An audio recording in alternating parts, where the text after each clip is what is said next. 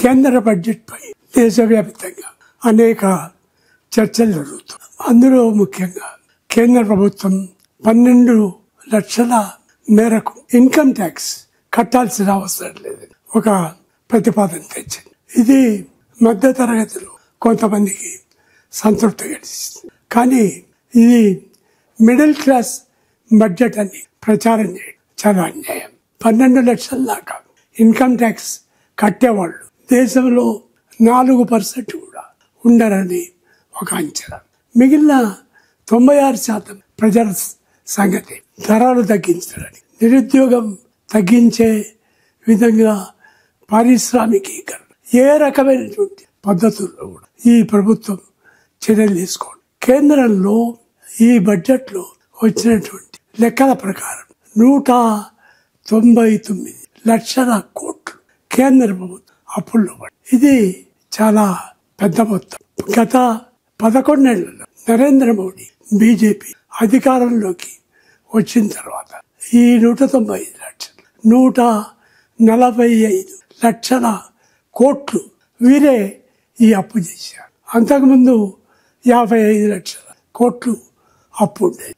సంవత్సరానికి అప్పు తగ్గించకపోతే వడ్డీ చెల్లించడానికి, అప్పులో కొంత భాగం చెల్లించడానికి మొత్తం ఆదాయం, ప్రభుత్వ ఆదాయం సంవత్సరానికి ఒక 10-15% ఆదాయం పెరగాలి. పెరిగిన ఆదాయం అప్పులు చేసి ఈ రకమైనటువంటి బడ్జెట్ పెట్టడం, ఈ అప్పులు చేసిన డబ్బు ఎటుపోయింది, ఏ అభివృద్ధి కార్యక్రమాలకు పెట్టారు, ఈ అంశాలు ప్రజలు నిలదీసి అడగాల్సినటువంటి అవసరం. ద్రవ్యోల్బణం వల్ల రూపాయి విలువ, ధరలు పేద మధ్యతరగతి వర్గాలకు అందుబాటులో ఉండటం లేదు. కూరగాయలు, వంట నూనెలు, ఆహార ధాన్యాలు ఇవన్నీ గత కొద్ది సంవత్సరాల్లో అసాధారణంగా పెరిగిపోతాయి. బడ్జెట్లో దీనికి ఏ రకమైనటువంటి రిలీఫ్ లేదు. అందువల్ల ఈ బడ్జెట్ మధ్యతరగతి బడ్జెట్ అనటం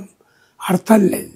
12 లక్షలు అంటే నెలకు 1,00,000 రూపాయలు ఆదాయం ఉన్నవారికి మాత్రం ఇది ఉపయోగకరం. ఎంతమంది ఉన్నారా? 4% అని చెప్తున్నారు. నాకు అనుమానమే 4% ఉన్నారని. ఉద్యోగులకు, కొంతమంది వ్యాపారస్తులు ఇది ఉపయోగకరం. దీని బదులు ప్రభుత్వం సంపద ఎక్కువగా ఉన్నవారికి సంపద పన్ను వేయాలి. 2% సంపద పన్ను వేస్తే చాలా పెద్ద మొత్తం లభిస్తుంది.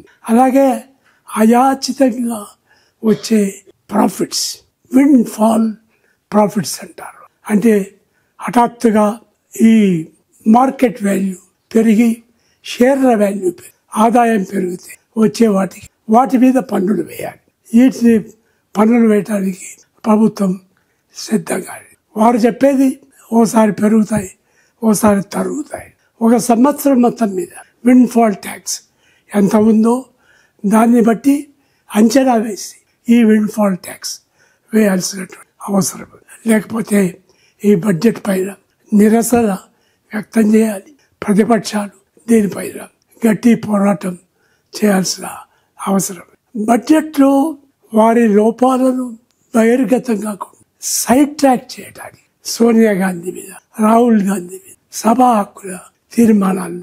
మోడీ రాహుల్ గాంధీని అర్బన్ నక్సల్ అని ఒక కామెంట్ చేసి, సోనియా గాంధీ రాష్ట్రపతిని ఆమె అలసిపోయింది అంటే దాని మీద కూడా సభా హక్కుల తీర్మానం పెట్టి ఈ రకమైన తీవ్రమైన మూర్ఖత్వం.